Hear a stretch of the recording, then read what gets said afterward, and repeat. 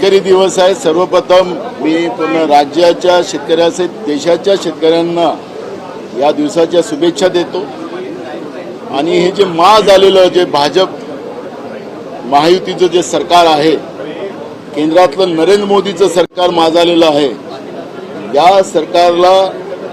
या सरकारची वास्तविकता आज आपल्याला पुढे आलेली आहे. यांचे आमदार असतील, यांचे कृषी मंत्री असतील, ते शेतकऱ्याला भिकारी समजतात.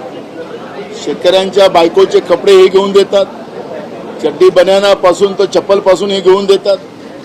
म्हणजे 2014च्या पहिले हा लोणीकर हा उघडाच फिरत होता, फक्त 2 बायका होतात त्याला. अशा पद्धतीचं आता चित्र दिसते आम्हाला. आणि जो शेतकऱ्यांच्या बद्दल बोलेल त्याला निलंबित करायचं सभागृहातून, आणि जे शेतकऱ्याच्या विरोधात बोलतात, शेतकऱ्यांची चेष्टा करतात, त्यांना सन्मानानं वागवतात, अशा पद्धतीचे सरकार आहे. भाजप हे शेतकरी विरोधी आहे. आज महाराष्ट्रामध्ये अवकाळी पावसामुळे शेतकरी उद्ध्वस्त झालेला आहे. पिकं नाहीशी झालेली आहेत. शेतीचा हंगामाला शेतकऱ्यांजवळ पैसे नाहीत. घेतलेलं जे धान्य होतं त्याचे पैसे अजूनपर्यंत शेतकऱ्यांनी दिले नाही. बोनस देण्याचं आश्वासन दिलं, ते बोनस शेतकऱ्यांना देत नाही. कर्जमाफी करण्याची भूमिका या लोकांनी मांडली होती, कर्जमाफी करायला तयार नाही. आणि पीक विमा सुद्धा बंद करून टाकला. शेतकरी विरोधी जे सरकार आहे, हे सरकार जेवढं आमच्या शेतकऱ्यांना अपमानित करेल तर हे आम्ही सहन करणार नाही. सरकारच्या विरोधात आम्ही रोज आवाज उचलू. एक दिवस नाही, रोज निलंबित केलं तरी आम्ही थांबणार नाही. उद्या पुन्हा आम्ही शेतकऱ्यांचे प्रश्न मांडू, जिथपर्यंत लोणीकर आणि राज्याचे कृषी मंत्री यांच्यावर कारवाई होत नाही आणि राज्याच्या मुख्यमंत्र्यांनी शेतकऱ्यांची माफी मागितल्याशिवाय आम्ही लोक आता शांत बसणार नाही. शेतकऱ्यांचा अपमान आम्ही अजिबात सहन करणार नाही. या पद्धतीची आमची भूमिका आहे. रोज आता हा विषय आम्ही मांडू. रोज अध्यक्षाच्या माध्यमातून त्यांना आम्हाला निलंबित करायचं असेल तर करा, पण या प्रश्नाला आता आम्ही मागं पडणार नाही. शेतकऱ्यांची कर्जमाफी असेल, अवकाळी पावसाचे पैसे असतील, शेतकऱ्यांच्या शेतीमालाचे प्रश्न असतील, हे घेतल्याशिवाय आता या सभागृहामध्ये आम्ही शांत बसणार नाही, अशी भूमिका आता आमची आहे.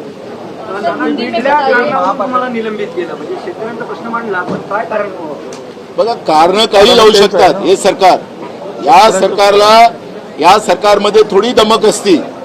या सरकारने मुख्यमंत्र्यांनी उपमुख्यमंत्र्यांनी त्या ठिकाणी पुढाकार घेतला असता आणि लोणीकरनी आणि राज्याच्या कृषी मंत्र्यांनी ज्या पद्धतीनं शेतकऱ्यांचा सातत्यानं अपमान केला, त्या पद्धतीची भूमिका मांडली असती. त्यांनी चूक मान्य केली असती, त्यांच्यावर कारवाई केली असती आणि राज्याच्या शेतकऱ्यांची माफी मागितली असती. पण राज्याचा मुख्यमंत्री मी अध्यक्षाच्या दालनापर्यंत, मी अध्यक्षाच्या आसनापर्यंत पोहोचलो, ते मी अपमान केला अध्यक्षाला मी धमकवलं, अशा पद्धतीचं त्यांनी रेकॉर्डवर आणलं. मी पण विधानसभा अध्यक्ष राहिलो, मलाही नियम माहिती आहेत.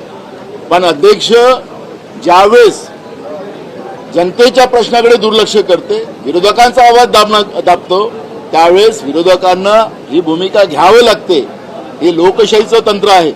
आणि त्याच्यामुळे मुख्यमंत्र्याचं सर्टिफिकेट जे आहे, तुम्ही अपमान केलेला आहे, मुख्यमंत्र्याचा अपमान, आम्हाला त्या सर्टिफिकेटची गरज नाही. मी शेतकरी आहे आणि माझ्या शेतकऱ्याचा अपमान कोणी करेल तर ते मी सहन करणार नाही. आमचं पूर्ण दल सहन करणार नाही. ही भूमिका आमची आहे.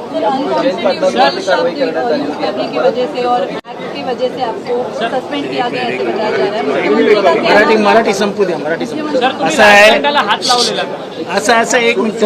मुख्यमंत्र्यांनी असं आहे की डायसवरती म्हणजे अध्यक्षांपर्यंत पोहोचण्याचा काय विधान भवनातला पहिला प्रकार आहे का? आत्ताचे जे सत्ताधारी आहेत ते विरोधी पक्ष असताना विधिमंडळाच्या म्हणजे विधानसभेच्या अध्यक्षाच्या आसनापर्यंत जाऊन किती धिंगाणा घालायचे. नाना तर फार लांब होते, नाना अध्यक्षांपासून फार लांब होते आणि ते एकटेच होते. आम्ही तर अख्खी झुंड अध्यक्षांना घेरलेली बघितली, अख्खी झुंड, म्हणजे आत्ताचे सत्ताधारी विरोधी पक्षात असताना. त्यामुळे आकसाने आपल्या अंगावर हे सगळं प्रकरण येतंय असं म्हणून सत्ताधारी प्लॅन करून नानाला बाहेर घालवणार असतील तर ते आम्हाला मान्य नाही. हा कुठलाही लोकशाही संकेत न पाळता लोकशाहीचे सगळे संकेत पायदळीत उडवले जात आहेत हे कळणं हे लोकशाहीला न शोभणार होतं. त्यांचा अधिकार आहे. लोकशाहीने त्यांना दिलेला हा अधिकार आहे. आतमध्ये आंदोलन करण्याचे वेगवेगळे प्रकार आहेत आणि त्या प्रकारातनं जर नानांनी पाऊल उचललं असेल तर आम्ही सगळे त्याचं समर्थन करतो. सर हिंदी में बताइए, असंवैधानिक शब्द यूज करने की वजह से और एक्ट की वजह से आपको सस्पेंड किया गया, इस तरह से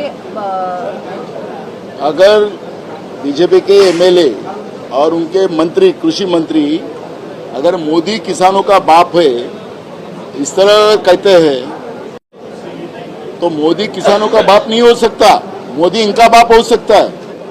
तो जिस तरह से अपमानित किसानों को किया जा रहा है, क्या सत्ता में ये लोग इसके लिए आए? किसानों को अपमानित करने के लिए, किसानों को आत्महत्या करवाने के लिए आए? तो इससे असंवैधानिक क्या हो सकता है? और मोदी इनका बाप हो सकता है.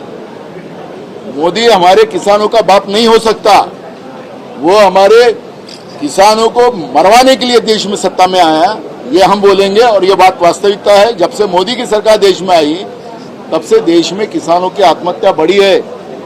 उनकी इनकम दुगनी करने वाले थे, अब तो फर्टिलाइजर के दाम बढ़ा दिए, बीज के दाम बढ़ा दिए और फसल के दाम कम कर दिए. किसान बर्बाद हो चुका है और ये किसान की लड़ाई हम लोग लड़ेंगे. किसान को इस तरह बर्बाद होने नहीं देंगे.